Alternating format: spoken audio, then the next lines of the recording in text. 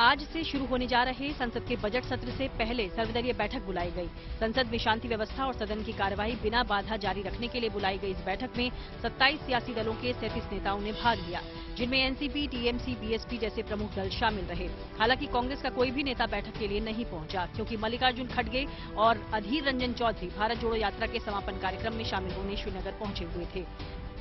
संसदीय कार्य मंत्री प्रहलाद जोशी के अनुसार संसद के बजट सत्र को इस बार 2 भागों में बांटा गया है। पहला भाग आज से शुरू होगा, जो 13 फरवरी तक चलेगा। इसमें सरकार आज आर्थिक सर्वे की रिपोर्ट पेश करेगी। इस बजट सत्र में महामहिम राष्ट्रपति जी का उद्बोधन होगा, उसके बाद बजट का प्रेजेंटेशन होगा। इसके एक दिन बाद यानी 1 फरवरी को आम बजट पेश होगा। बजट का दूसरा हिस्सा 13 मार्च को शुरू होगा, जो 6 अप्रैल तक जारी रहेगा। आस्था और भक्ति से सराबोर की तस्वीरें देवशिला यात्रा की हैं, जो भारत नेपाल बॉर्डर से आई।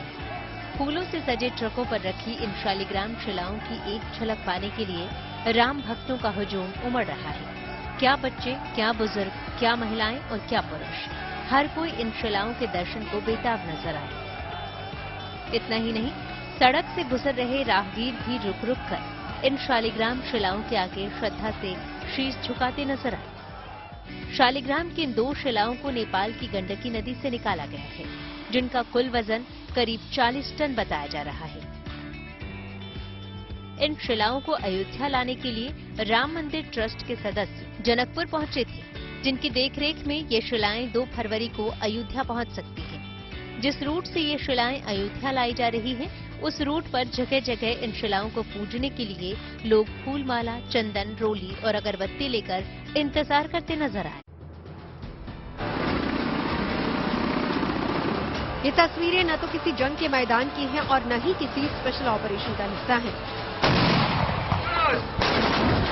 बल्कि एक्शन से भरपूर तस्वीरें आई हैं महाराष्ट्र के नासिक से, जहां देवलाली फील्ड फायरिंग रेंज में भारतीय सेना ने एक मेगा युद्धाभ्यास किया, जिसे एक्सरसाइज तोपची नाम दिया गया।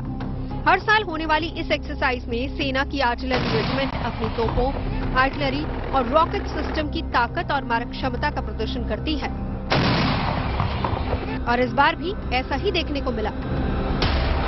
लेकिन इस बार एक्सरसाइज में देश में बने स्वदेशी हथियारों जैसे K9 Vajra, Dhanush, Indian field gun, light field gun system और Pinaka multi barrel rocket launcher जैसे हथियारों की ताकत को इस युद्धाभ्यास में परखा गया। इतना ही नहीं, इस दौरान हाईटेक बंदूकों, मोर्टार रॉकेट और ड्रोन जैसी मारक क्षमता और निगरानी उपकरणों का भी प्रदर्शन किया गया।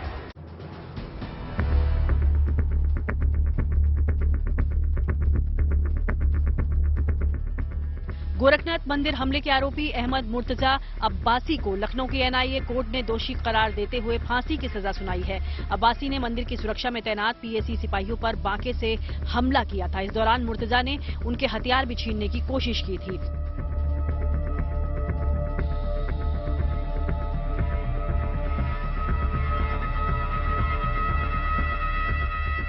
जिसे अदालत में देश के खिलाफ जंग छेड़ने का मामला माना गया है। एनआईए कोर्ट के विशेष जज विवेकानंद शरण त्रिपाठी ने फांसी की सजा का ऐलान किया। आपको बता दें कि ये घटना 2 अप्रैल 2022 की है, जब अहमद मुर्तजा अब्बासी गोरखनाथ मंदिर बांका लेकर पहुंच गया था और उसने मंदिर की सुरक्षा में तैनात पीएसपी के जवानों पर हमला कर दिया था। जवानों ने उसे मौके पर ही हालांकि दबोच लिया। हालांकि आरोपी के हमले में 2 जवान जख्मी भी हो गए थे।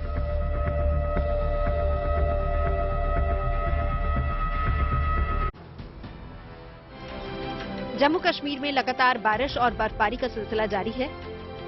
मौसम वैज्ञानिकों के मुताबिक प्रदेश के कई हिस्सों में अगले 24 घंटे में तेज बारिश और बर्फबारी की संभावना है। ऐसी बर्फबारी में राहत के लिए प्रशासन ने भी कमर कस ली है। सड़कों पर बिछी बर्फ को हटाने का काम लगातार जारी है। सभी पीजी, इंजीनियरिंग और दूसरी परीक्षाएं खराब मौसम को देखते हुए स्थगित कर दी गई हैं।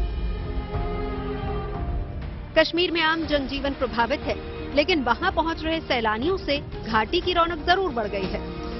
आसमान से गिरती बर्फ की फुहारें धरती का मानो श्रृंगार कर रही हो। ऐसा लग रहा है कि कुदरत ने कूची से घाटी के कैनवस पर सफेद आकृति उकेर दी है। स्नोफॉल का ये भव्य नजारा देखकर हर कोई रोमांचित है। सैलानियों की तो मानो मनचाही मुराद पूरी हो गई। कश्मीर ही नहीं, ज्यादातर पहाड़ी इलाकों में बर्फबारी का यही आलम है। उत्तरकाशी में लगातार हो रही बर्फबारी से पहाड़ियां बर्फ की सफेद चादर से ढक गई हैं। गंगोत्री मंदिर के परिसर में हर जगह बर्फ ही बर्फ है। गंगोत्री धाम के अलावा आसपास के इलाकों का भी यही हाल है। भैरव घाटी, हर्षिल, झाला, धराली सभी जगह पूरी तरह से बर्फ के आगोश में है। बर्फबारी से भले ही आम लोगों को परेशानी हो रही हो, लेकिन यही बर्फबारी पहाड़ी इलाकों के लोगों के लिए कारोबार भी लेकर आती है। यहाँ बर्फबारी होने से पर्यटकों के साथ साथ स्थानीय कारोबारियों के चेहरे भी खिले हुए हैं। उत्तराखंड का मशहूर पर्यटन स्थल औली एक बार फिर से पर्यटकों से गुलजार है। औली में जबरदस्त बर्फबारी के बीच पर्यटक इस समय चेयर लिफ्ट का आनंद उठा रहे हैं। धीरे धीरे कुछ पर्यटक यहाँ पे पहुँच रहे हैं। वहीं औली की जो जमीन है बर्फ की आगोश में आ चुकी है। जबरदस्त बर्फबारी इस समय औली में देखने को मिल रही है। पर्यटक यहाँ पहुँच रहे हैं। उत्तर प्रदेश में बुंदेलखंड के महोबा जिले को पर्यटन के लिहाज से विकसित करने के लिए सरकार कई योजनाएं चला रही है, जिसके तहत महोबा के विजय सागर पक्षी विहार में UP nature and bird festival के 7वें एडिशन की मेजबानी महोबा करेगा। 1 से 3 फरवरी तक चलने वाले इस फेस्टिवल में 2 फरवरी के दिन यूपी सरकार के मंत्री भी महोबा में मौजूद रहेंगे। इतना ही नहीं, इस फेस्टिवल में पर्यटकों की मौजूदगी के अलावा फोटोग्राफी जैसे आयोजन भी होंगे, जिसमें राष्ट्रीय और अंतर्राष्ट्रीय फोटोग्राफर और सैलानियों के शामिल होने की बात कही जा रही है।